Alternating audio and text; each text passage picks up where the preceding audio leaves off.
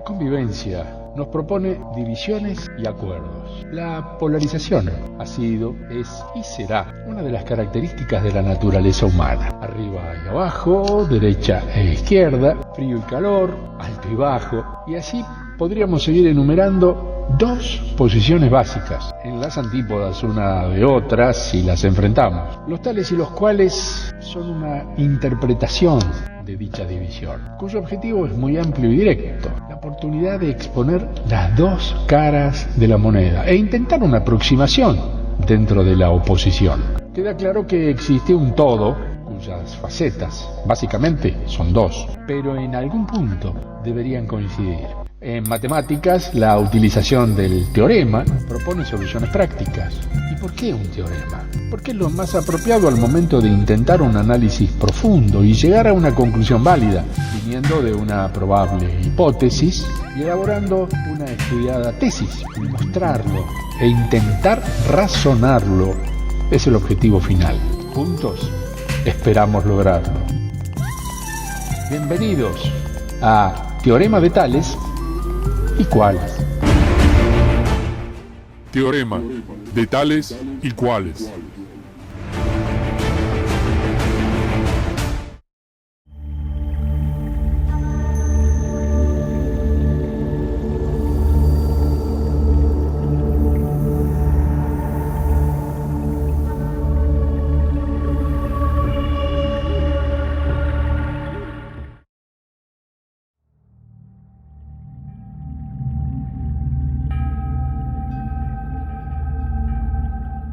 Si crecer económicamente significa hipotecar el futuro de mis hijos, disimulando detrás de una pared de excusas cuasi infantiles la conveniencia monetarista de un grupo de poder, entonces me opongo a tan estúpida idea de progreso. Que cada uno guarde la basura que produce debajo de su propia alfombra, que joder. Durante muchos años tuve la inolvidable oportunidad de participar en la campaña nuclear por América Latina organizada por Greenpeace, institución que definitivamente marcó en mi corazón una huella combativa imposible de borrar, porque con Juan Schroeder, su director y mi amigo entrañable, viajamos por todo el país registrando la estupidez nuclear en imágenes que luego plasmamos en dos documentales que fueron exhibidos, produciendo intensos debates por años. Ambos se titularon Atucha 1, una grave amenaza, y Malargüe, un legado siniestro. Pudimos observar y luego, imágenes mediante, mostrar a nuestros compatriotas la mentira nuclearista y la trampa artera en la que nos quieren hacer caer desde hace años con los inocentes residuos nucleares que, según los expertos de la Comisión Nacional de Energía Atómica, no representan ningún peligro para la humanidad y que ellos pueden manipular científicamente sin riesgo alguno, produciendo divisas para nuestro vapuleado sistema económico. Lo cierto es que se mueve suficiente dinero como para comprar opiniones científicas e intereses políticos, disfrazándolos de patriótico aporte. Pero les propongo retroceder en el tiempo. Corre el año 1992. En oportunidad de estar investigando en Malargüe la presencia de 1.500.000 toneladas de colas de uranio, producto de la separación por proceso de ácido sulfúrico de dicho metal para la elaboración de combustible sólido nuclear, pudimos observar, ocultos tras la montaña de tierra erigida a tan solo 700 metros de la plaza central de dicha ciudad patagónica, la presencia de decenas de barriles metálicos, conteniendo, vaya uno a saber qué. Lo cierto es que con un 35% de síndrome de Down declarado entre los miembros de la comunidad, así como infinidad de enfermedades derivadas de la radiación producida por las colas de uranio acumuladas, la sospecha se hizo más que evidente, pero los sabios nuclearistas negaron enfáticamente el problema, llegando a declarar que se podría instalar una escuela sobre las colas sin peligro alguno. Pudimos comprobar personalmente la insensibilidad y locura reinante en el lobby nuclear, que todavía sigue haciendo de las suyas en nuestro bendito país, amparado por la burocracia entreguista y corrupta, que sigue impune, condicionando desde su posición gobernante el futuro de nuestros hijos. No hablo por boca de nadie. Pude verlo, grabarlo, debatirlo y definitivamente comprobar por mí mismo y sin intermediarios mediáticos que estos tipos están absolutamente locos y enfermos de ambición. Como se verá, tengo una posición tomada e inamovible respecto a estos señores, pero mi deber periodístico es ofrecer toda la información y permitir naturalmente que el que ve y escucha saque sus propias conclusiones. Un poco más de historia. En junio de 1998, la ANSTO, A-N-S-T-O, Organización Australiana para la Ciencia y Tecnología Nuclear, llamó a licitación para el diseño, construcción y puesta en marcha de un reactor nuclear para investigación y producción de radioisótopos, con un presupuesto de $180 millones. Luego de un minucioso proceso de selección, INVAP, Sociedad del Estado, empresa estatal formada por el gobierno de Río Negro y la Comisión Nacional de Energía Atómica, ganó la licitación para construir un reactor nuclear que reemplazaría otro inaugurado en 1958 en Lucas Heights, a 35 kilómetros de Sydney. En lo que se refiere a la exportación de tecnología nuclear, INVAP cuenta con varios antecedentes importantes de construcción de reactores nucleares de investigación en otras partes del mundo, tales como Perú, Argelia, Egipto, etc. Estos casos no habían implicado ningún tipo de importación de elementos combustibles.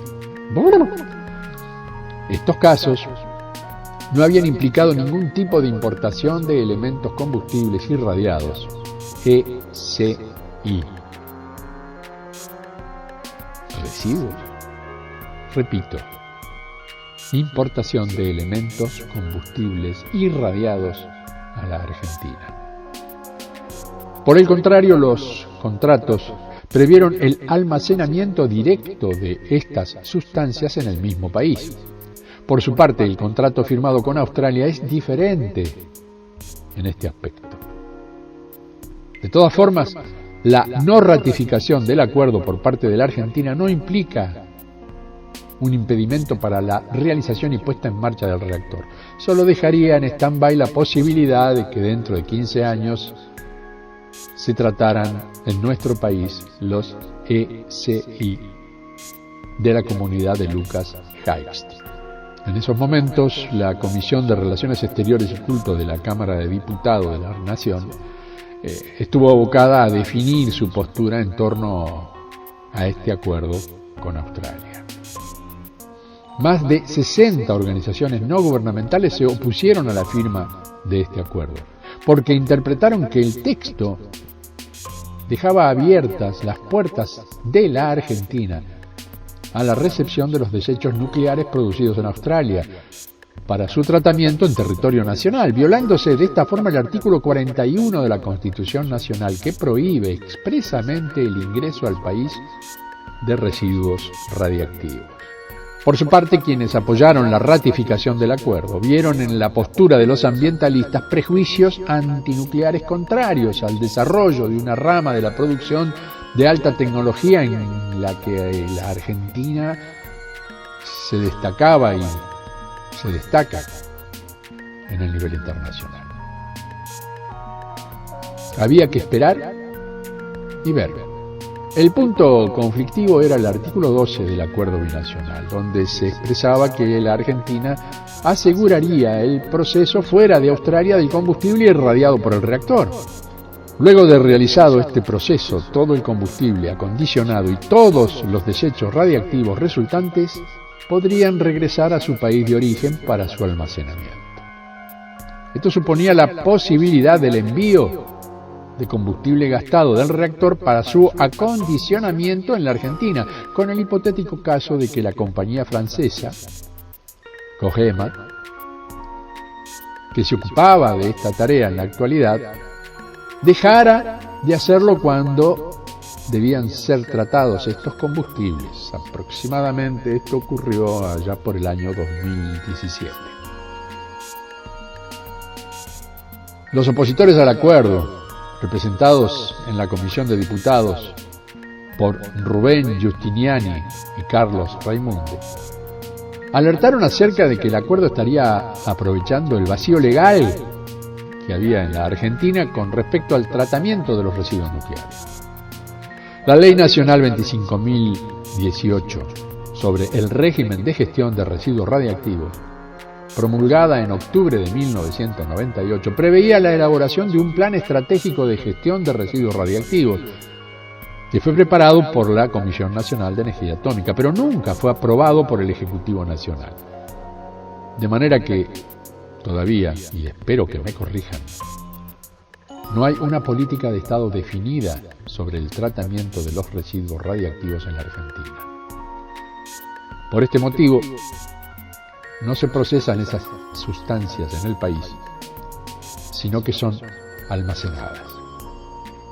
En eso consiste la doctrina de esperar y ver, que se sigue a nivel local, como en la mayoría de los países del mundo en este momento. Y surge la controversia. Luego de que INVAP inició la construcción del reactor nuclear a principios de abril de ese año, en la Argentina comenzó a discutirse en la Cámara de Diputados la ratificación del acuerdo entre los dos países, suscripto en agosto de 2001 en Canberra, Australia. El texto había sido aprobado por los senadores en noviembre del 2000 en una votación sobre tablas, sin discusión en comisiones. Dada la complejidad del tema, los diputados decidieron iniciar una ronda de consultas a diferentes especialistas que pudieran echar luz sobre el documento cuestionado. La discusión sobre la constitucionalidad del acuerdo se centró en 2 puntos. El primero tiene que ver con la disquisición entre combustible gastado y desecho radiactivo. El segundo estaba referido a la diferencia entre ingreso transitorio e ingreso permanente de los residuos de la actividad nuclear en la Argentina.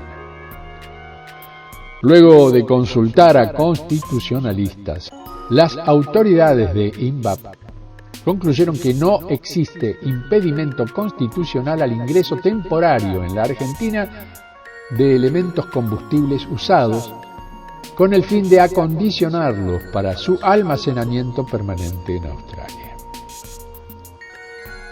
Según este análisis, el contrato INVAP-ANSTO solo preveía el ingreso temporario del combustible gastado, en caso de que otro país no pudiera hacerse cargo de esta tarea.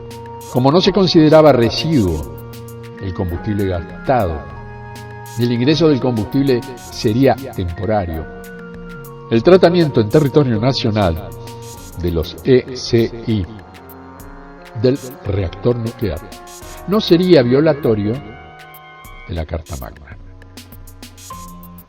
En la definición de residuo radiactivo que establece la Ley 25.018, se encuentran incluidos los ECI que podrían llegar de Australia. Expresa que se entiende por residuo radiactivo todo material radiactivo, combinado o no con material no radiactivo, que haya sido utilizado en procesos productivos o aplicaciones para los cuales no se prevean usos inmediatos posteriores en la misma instalación y que por sus características radiológicas no puedan ser dispersados en el ambiente de acuerdo con los límites establecidos por la autoridad regulatoria nuclear.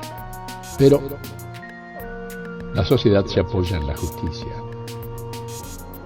En un hecho sin precedentes, el doctor Raúl Montenegro, presidente de FUNAM, presentó una denuncia penal contra el ministro de Ciencia de Australia, por ese entonces, Peter McGauran.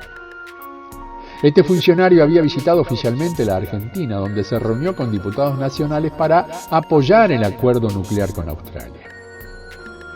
Montenegro indicó que este acuerdo nuclear es ilegal. El Colegio de Abogados Públicos de Capital Federal consideró que su artículo 12, que abre el ingreso de basura nuclear australiana a la Argentina, viola la Constitución y la Ley Nacional de Residuos Peligrosos. Al ser ilegal, también son ilegales las acciones que lo promueven y defienden. El doctor Montenegro solicitó a la fiscal federal número 3, por ese entonces doctora Graciela Filoniuk, que investigara si el ministro McGauran violó el artículo 210 del Código Penal, apología del delito, y si hubo o no asociación ilícita del ministro con funcionarios de INVAP u otros organismos, artículo 213 del Código Penal. El artículo 210 prevé penas de 3 a 10 años de prisión y el artículo 213 de 1 mes a 1 año de prisión. Montenegro indicó que la visita de McGauran reeditó un colonialismo que ya creíamos superado. McGauran no solamente defendió un acuerdo nuclear ilegal, sino que también mintió sobre la definición de basura nuclear que se usa en su país. Por su parte, los grupos Lihué, Guala y Comunidad del Limay enviaron una carta documento a los concejales de la ciudad de Bariloche.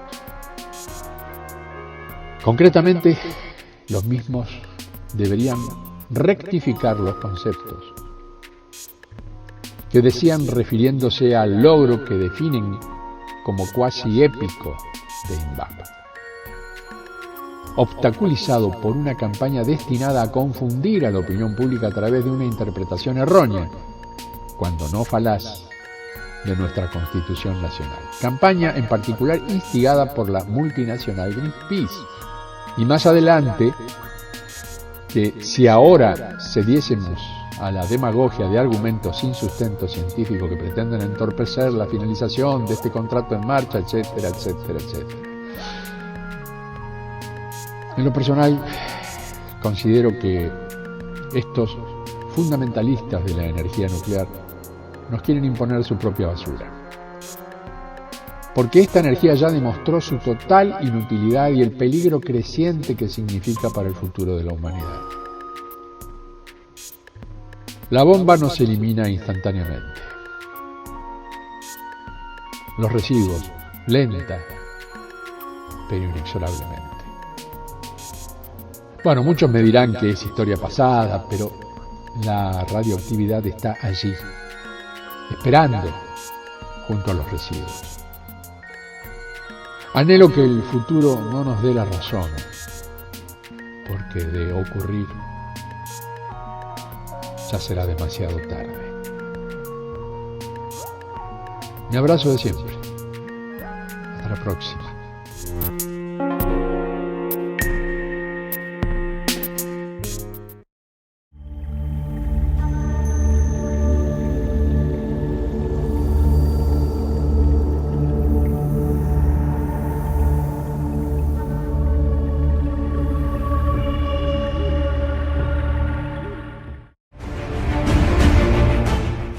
Teorema de tales y cuales.